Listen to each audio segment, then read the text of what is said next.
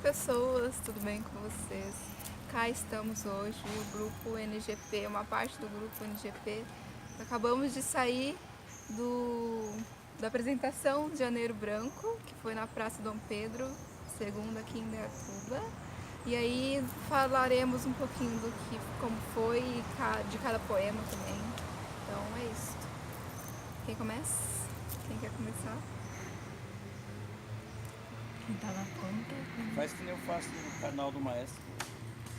Vai, Jerry. Bom, Se apresente. foi lá pra você, Marita? Como é que foi o evento lá do...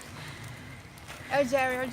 Então começa lá com o Jerry. Bom, gente, eu sou o Jerry, eu entrei no grupo recentemente, eu sou dublador, ator e também agora estou virando escritor, comecei a escrever meu primeiro livro. E pra quem não sabe, eu faço a voz do Harry Potter desde os 12 anos de idade e fui convidado pela Renatinha aqui pra ir no evento de hoje. O evento de hoje basicamente consistia sobre saúde mental, né, que é um assunto bem pertinente, onde as pessoas deveriam procurar algum tipo de ajuda quando elas têm problemas psicológicos, problemas que acontecem no decorrer das suas vidas.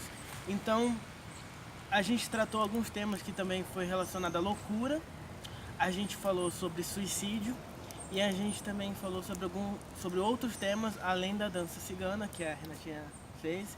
E eu fiz uma apresentação junto com ela, com o Capitão Jack Sparrow, que eu também faço cosplay.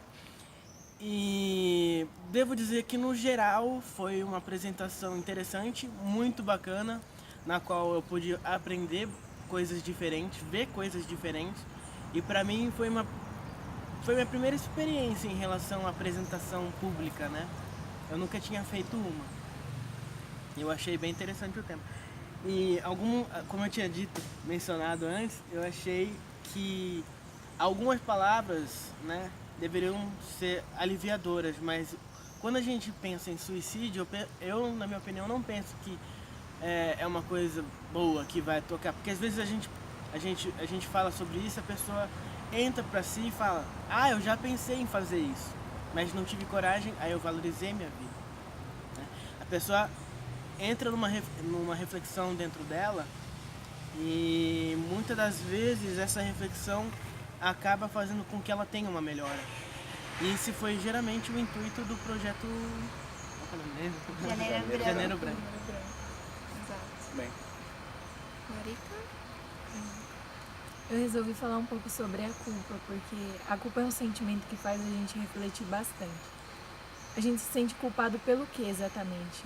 Pelo que a gente se culpa na maioria das vezes? A gente costuma se culpar pelos erros daquelas pessoas que a gente ama. A pessoa fere a gente e o que a gente faz? Em vez da gente pensar, ele tá errado, ele não me ama, o que a gente fala? A culpa é minha, eu errei, tudo bem, eu assumo.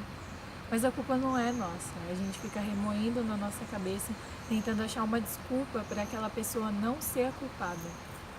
E muitas vezes, no ato da gente se culpar, a gente acaba esquecendo de dar o valor para nós mesmos, de nos colocar em primeiro lugar, de escrever o que a gente está sentindo e não escrever um pedido de desculpas para aquela pessoa que nos magoou, porque isso não faz sentido, né, gente?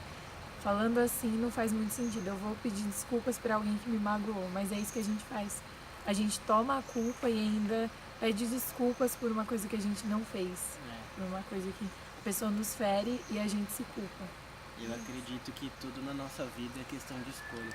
A gente escolhe fazer as coisas, a gente escolhe errar, a gente escolhe fazer o certo. Então, tipo assim, às vezes a gente terceiriza culpas também. A gente coloca uma culpa que é nossa na outra. A gente não tem pessoas que não assumem as culpas que têm. Por exemplo, em trabalho isso acontece muito. O tempo todo, praticamente. É muito mais fácil apontar o dedo e falar assim, a pessoa faltou fazer isso, do que falar assim, eu precisava terminar tal coisa. E acontece bastante mesmo. Bom, eu falei um pouco sobre o suicídio. Na verdade, eu escrevi com a intenção de mostrar para as pessoas o quanto a vida é tão maldosa e pesada no sentido de como é uma realidade, e tentei mostrar que muitas vezes as pessoas estão pedindo ajuda, mas de forma tão sutil que os outros não entendem, não compreendem, nem querem ver, né? Então foi isso que eu quis mostrar para as pessoas ali. Meu nome é Gabriela. Eu falei sobre o suicídio também, mas com outra visão. Uma visão para mostrar para as pessoas como a vida é bela, como tem detalhes tão simples, coisas tão singelas na nossa vida, mas tão importantes ao mesmo tempo que às vezes as pessoas esquecem e acham que por causa de dor... Eu já senti essa dor de depressão. Elas acham que as pessoas não valorizam o suficiente as coisas mais simples, mas que são mais importantes e devem ser mais valorizadas do que as próprias dores delas. Uma vez eu ouvi dizer, um grande homem me disse isso: deixe as coisas grandes cuidar das pequenas e as pequenas cuidar das grandes coisas. Porque às vezes a gente vai muito a sede ao pote, né? Porque assim, se a gente é afobado, a gente percebe que, eu pelo menos percebi isso, que teve uma época da minha vida que eu era bem estourado, uma pessoa bem explosiva. Aí chegou um dia que eu comecei a trabalhar isso em mim e falei, cara, é muito bom você praticar o deboísmo, né? Você ser de boa com as coisas, você não se importar, você não... porque quanto mais você se importa com coisas que te afetam, mais você perde. Porque assim, eu tinha muito a perder. E aí eu falei assim, chega, eu acho que eu vou dar a devida atenção no que realmente precisa, porque às vezes você não dá atenção a devido às coisas erradas que você faz, e quando você descobre, você tem um choque de realidade. Nossa, eu não sabia que eu fazia isso. Aí quando você descobre, você fica decepcionado com você mesmo, por saber que você fazia alguma coisa, né? Sei que não tem muito a ver com suicídio, mas como a gente está falando... Mas é a questão de olhar para si, né? Acho que quando você consegue perceber as coisas que você faz, é realmente aquele choque, tipo, nossa, eu faço isso, então o que eu posso fazer para mudar, sabe? E ter essa reflexão é importante. Eu mesmo não tenho problema nenhum de falar que eu cheguei a procurar psicóloga para isso, e ela falou que eu apenas estava fora do eixo. Ela apenas disse isso, não, você está fora do eixo. Aí passou 2, 3 meses, voltou ao que estava antes. Sim, é se centrar, né? E às vezes a gente... Uma outra pessoa me disse uma vez que é muito importante isso. O nosso corpo é o nosso templo. Sim. Né? E dentro desse templo, a gente tem que saber dialogar de uma maneira carinhosa com a gente mesmo, e um diálogo longo, bem extenso. Porque daí, quando a gente conversa com a gente mesmo, a gente acaba percebendo que a gente mesmo é a nossa melhor companhia, a gente não depende da presença dos outros muitas vezes. Então, quando a gente se conhece, se sabe quem a gente é, a opinião dos outros nunca vai nos afetar, porque a gente conhece a gente verdadeiramente. E as pessoas não param para ver quem a gente é, para ver quem nós realmente são. Muitas pessoas observam assim que no meu meio assim até que as pessoas têm as pessoas têm medo de olhar para elas, porque elas têm medo de ficar sozinha, sabe? Aí elas procuram muito nas coisas, ou seja, pessoas, seja, sei lá, joguinhos, material, coisa mais, né, externa, e por medo de olhar para si, porque tem medo de ficar sozinha. Mas na verdade, se as pessoas tivessem essa compreensão, não posso também generalizar, mas de que, você é inteiro, você é completo, e você, sabe, se abraça, sabe, sinta você e... Estou fazendo linguagem surdo. Isso é importante, sabe, olhar pra si, é importante. Bom, vamos passar a palavra. Posso falar? Deixa eu sentar aqui. Oi, galera, beleza? Eu sou o tio da turma, tio Caçamba. Eu ia falar um negócio sobre o janeiro branco, mas me deu um branco. Mas faz parte a cor do janeiro, né? Que é assim.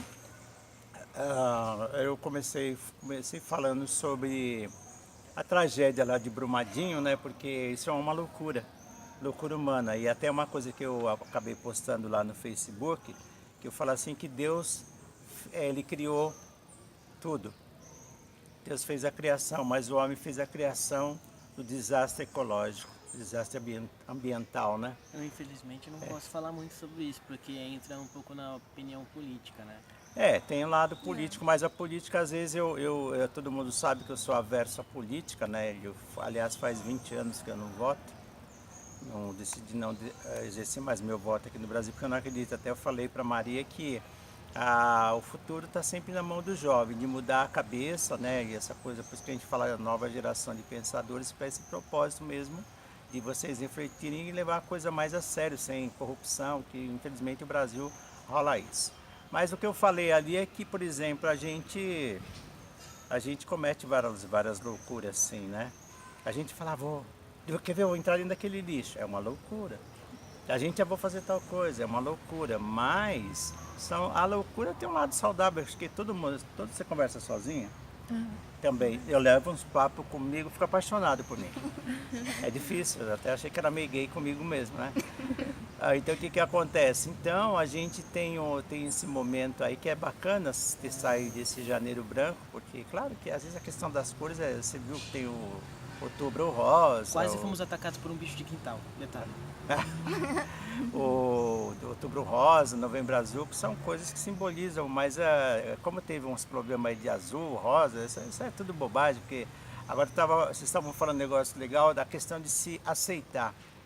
Eu gosto de uma frase que fala assim: você quer ser paciente? Envelheça. Mas nem todo velho é paciente, né? Mas eu falo assim também, se você quer ser paciente, ou se você não tem paciência, você vai ficar paciente no hospital. E é o pior lugar para se ter a paciência. Você vai olhando para o teto branco, e aí você vê que você tinha tanta coisa perto de você e você acabou não prestando atenção nisso, né? E a gente precisa, por isso que tem um livro de psicologia que eu gosto muito de ler, que acho que eu não sei se a Renata conhece, Não Apresse o Rio, Ele Corre Sozinho. Ele tem uns dados técnicos lá, que faz parte da questão da psicologia, mas ele acho que é da Gestalt, se não me engano. É muito interessante porque, claro que a gente lida com arte, essa coisa de teatro, então, na verdade, a gente acaba fazendo uma espécie de uma terapia, porque você é uma pessoa, mas você faz um personagem. Aquilo te ajuda em algumas coisas, talvez você se esconda atrás do personagem, porque você é tímido, tem todas essas coisas, mas são tudo assim, coisa que a gente recebe, informações que a gente recebe, pelo jeito que a gente é, porque a sociedade, ela não aprendeu uma coisa ainda, que é a questão de não julgar. A gente peca muito, essa questão de julgar alguém. Nossa, porque você é assim, porque você é assado, isso não é legal, a diversidade é o grande barato. Uma coisa que eu aprendi na vida, cara, é que quando a gente tem um julgamento, a gente tem que saber o que ela viveu pra gente poder falar. Exatamente. Se a gente não sabe o que ela viveu, a gente não fala nada. Quem é você pra julgar, né, pessoa? Porque assim, a gente tem preconceito, a gente tem julgamento, mas o que a gente ganha falando pra pessoa? Nada, a gente vai deixar ela mais infeliz. É verdade. Porque a gente não sabe quais são os problemas que ela tem na vida. Então, por exemplo, eu olho pra ela assim, tá, posso ter um julgamento, mas aí, eu vou guardar pra mim. Porque nem tudo que sai da nossa boca é válido. Né? E ele falou uma coisa interessante sobre ator. Geralmente isso acontece no teatro. Os atores, os principais comediantes, a gente pode, não posso generalizar, mas já ouvi dizer que dizem que eles são as pessoas mais tristes que existem pelo fato de colocarem sorriso no rosto dos outros. Pode ser. Por exemplo, hospitalhaço. Eles estão fazendo pelas outras pessoas o que não fizeram pra ele. Mas também eu vejo como uma forma daquilo que realmente faltou na vida deles, de alguma forma, seja, sei lá, parentes, familiares que não deram atenção, algo do tipo. Ou a vida mesmo que foi infeliz, enfim, pode ser várias coisas. Mas eu vejo como até uma forma de missão, sabe? Se alguma coisa aconteceu com que ela se tocasse nela primeiramente, E aí ela viu que, nossa, eu posso fazer para os outros. Também é uma forma de missão, assim, de vida como artista, sabe? Eu vejo assim. Eu não sei se você já leu o livro chamado A Arte do Choro. Sim. Então, o livro A Arte do Choro, ele fala exatamente, tipo assim, que uma pessoa qualquer pode colocar um sorriso no seu rosto. Mas nem todos os choros são ruins. Ah, sim. E o teatro, o que ele faz? A gente faz com que a pessoa tenha sentimento. Esse seria a teoria de... Como é que é o nome daquele cara que faz despertar o sentimento na pessoa no palco italiano? Espera aí, o Giuseppe, qualquer coisa, Bolsoni. Não. Não. É daquela turma do Procopio Ferreira. Eu sei quem que é, mas agora não vem na cabeça. Stanislavski. Ah, sim, ele é. O Stanislavski, ele tem a intenção de despertar sentimento nos outros. E muitas vezes a gente traz uma peça, um teatro, que toca uma pessoa e essa pessoa, ela faz uma reflexão e muitas das vezes ela chega pra você e fala: olha, essa peça que você contou aconteceu na minha vida. Ou seja, Aí toca, se né, identifica, as né? pessoas, de alguma Identifica com forma. aquilo. Bom, Deixa vamos... eu só contar para terminar um negócio assim. Eu vi essa semana fiquei sabendo de uma história, diz que um velho foi passar no supermercado, ele era surdo. Aí ele chegou assim para a moça e falou assim: quanto que é? Ela falou assim: é R$ 42. O quê? 52? Ele pegou e chegou perto dela assim, para escutar ele falar. Ela achou que ela ia dar um beijo nela, ela pegou e empurrou ele. Aí o pessoal viu, né? Achou que do jeito que ele fez, pensei que ia dar um beijo nela. Aí ela pegou e empurrou ele. Aí depois, passados uns dias, a mãe dela falou: você sabia que seu avô passou no supermercado lá? Ela não conhecia o avô, né? E você deu um empurrão nele. Ah, não, passou um velho safado lá e queria me dar um beijo. Então aquele velho safado era seu avô. Isso é a questão do julgamento. As pessoas julgam muito, são muito rápidas nas coisas. Então precisa tomar cuidado quando a gente faz a tal atitude, qualquer coisa, não generalizar, porque hoje até eu estou brincando, não tem nada. Eu acho que a mulher tem que ser feminista mesmo. Mas o homem não pode ser machista, ele tem que ser masculinista. Masculinista é diferente de você ser machista. É porque essa calça rasgada aqui, menina, que é isso? Essa perna aparecendo. Isso aí já é um machista. Eu acredito que cada um faz o que quer. A gente não tem nada a ver com a vida dos outros, a gente veste o que a gente quer, ela se mostra do jeito que quer, porque cada um tem um jeito de se expressar. A gente tem livre... Pensar, agir, né? A gente tem um livre-arbítrio. Bom, gente, é isso. Espero que vocês tenham gostado desse vídeo. Espero ter contribuído com essa reflexão sobre esse movimento de Janeiro Branco também. E agradecendo também a todos os envolvidos que se organizaram, os psicólogos, os estudantes de psicologia também que estão envolvidos no Janeiro Branco, o vereador Alexandre Pérez também que abriu essa oportunidade aqui em Indaiatuba, ele que aprovou, enfim, a gente conversou com ele. Teremos vídeos do evento também, então fiquem de olho. E é isso, muito obrigada por assistir até aqui e... Namastê. Até a próxima. Até a próxima. Não, feito. Tchau, pessoas. Até mais. Até. Congelei. Pode desligar.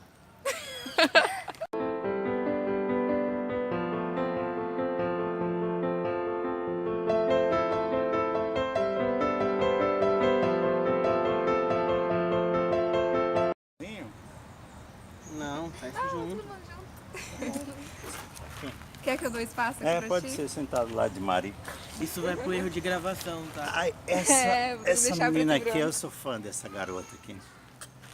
E da Gabi também. Pode ficar É, sentado vou aí. ficar. Bom, só pra fechar, senão vai estar longo já esse vídeo. Vou ficar aqui. Vai ter que falar de novo. Depois eu corto, vai. E é isso. Teremos vídeos também sobre como, né? Como que é, né? Pelo evento, gente. Do evento. Do evento. Teremos